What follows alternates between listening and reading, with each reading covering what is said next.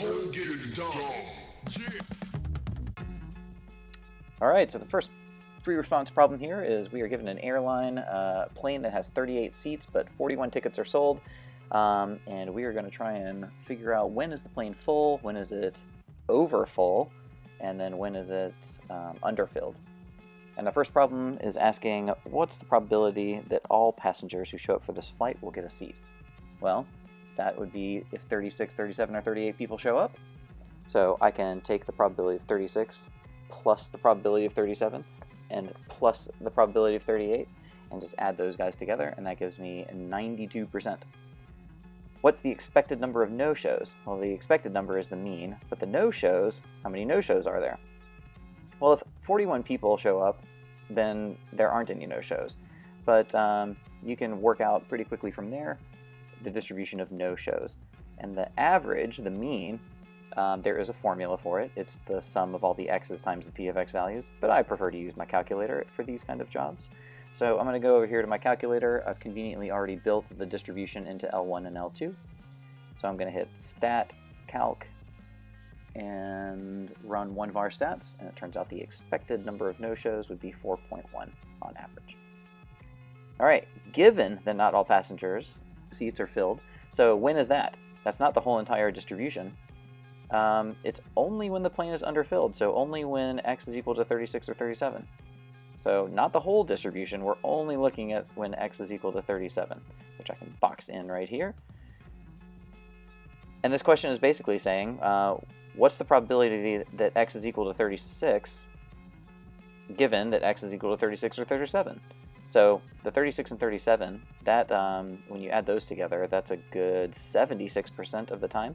Out of that 76, how often is x equal to 36? Well, that's 46 out of that 76%, and you can divide and get 60.5%. All right, similarly, given that not all passenger seats are filled on the flight, so the same condition, would the expected value of no-shows be greater than, less than, or equal to? Well, here's my column of no-shows, right? I know that that whole distribution averages to 4.1, but what happens if I chop off the bottom end of it? That's right, it's going to be greater than 4.1. And I guess that maybe the easiest way to see that is if you have a distribution that averages out to 4.1 and then you deliberately chop off the lower values, then the average of what's left will be higher. Right. All right, on to problem number 2. Now we're at an archaeological site and we found 20 Brontosaurus skeletons. We're looking at femur bones, and I want to know if I select 4 of them, how come that's not binomial? So for a binomial setting, you need a fixed number of independent trials, and you need a fixed probability of success. And that's where this breaks down, because we are selecting these skeletons without replacement, which means we don't have independence in our selection here. Basically, the probability of selecting a male bone, which is really where this problem is going, probability of selecting a male bone changes as you pluck more and more out. It's not like you select a dinosaur bone and then look at it and then throw it back into the pile and make it eligible to be selected again. No, we don't have independence. All right. Part B says, what if it was the 20 skeletons were made up of 10 male and 10 female? If I randomly select 4, what's the probability all 4 would be male? Well, you've got a 10 out of 20 shot for selecting a male the first time, right, 50%. But then the probability changes. That's what we just talked about. For the second skeleton, there's not 20 bones anymore. There's only 19. So when you multiply all those probabilities out, you get 4%. Part C asks us to interpret that 4% and say, so do we think that males and females were equally represented? Probably not. It's unlikely, because there's only that 4% chance that our random selection would have landed with a sample of all 4 males. So while this is possible, it's unlikely, because a 4% chance is not a very high probability.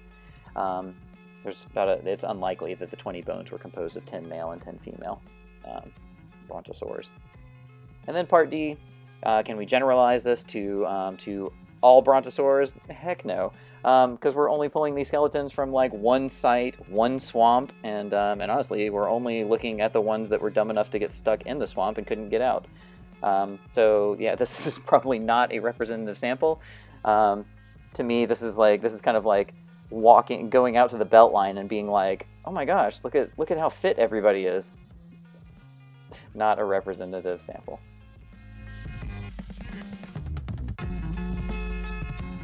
All right, the third and final free response question. We have a point distribution for some tests that we gave, and the first thing is we're going to try and calculate the mean and standard deviation. So I have those in L5 and L6 just hanging around in my calculator. So I'm going to run 1var_stats and get the mean and standard deviation. So it was L5 and L6, I think. All right, so the mean, looks like the average number of points is 61. And the standard deviation of the number of points is 11.3578. So that's coming straight from 1var_stats. Okay, so now we're going to do a linear transformation. We're going to apply a curve to those points. And the curve is multiply the number of points by 1.5 and subtract 20. Well, I know that the mean is going to just go through that same exact transformation. So I can just multiply the mean by 1.5 and subtract 20. So 1.5 times 61 minus 20, I got 71.5. The standard deviation is sort of going to go through that transformation, but just be careful. Only the multiplication is going to apply here. Don't subtract 20 after you multiply by 1.5. Addition and subtraction does not change the spread. It just moves the distribution up and down the number line. It doesn't change how spread out everything is. All right. The other way to do this problem would be to just literally go in and just change all of those point values into scores, like apply the transformation in your calculator, get a new probability distribution, and then do 1var_stats on that new probability distribution. And sure enough, look at that. The mean is 71.5, and the standard deviation was 17.0367. While we're here, it's kind of interesting to notice that 40, according to my calculator, still mapped right back onto the number 40. So all the scores increased except for all those poor students that got 40s on the test. They still have 40s. All right, and then part C, suppose 3 point values were randomly and independently selected. So basically, this is where we're asking you to add up the sum of 3 random variables. So you guys know how that works. The mean of 3 separate random variables added together is just the sum of the 3 random variables. So 61, 61, 61, 183. Now the standard deviation of the sum of 3 random variables, just be careful, you don't want to add the standard deviations, you want to add the variances together. So not just 11.3578, but 11.3578 squared, that's 129. So I'm actually adding 129, 129, and 129 together, getting a total variance of 387, and then taking the square root finally to bump it back down to standard deviation. All right, and then the final part says, what's the probability that the average of 3 point values is greater than 75? Just brute force it. Just think about the ways you could end up with an average that's bigger than 75. If your 3 people all got 80, like 80, 80, and 80, like that averages to 80. It's bigger than 75. What about 80, 80, and 70? Like 2 80s and a 70? That does it.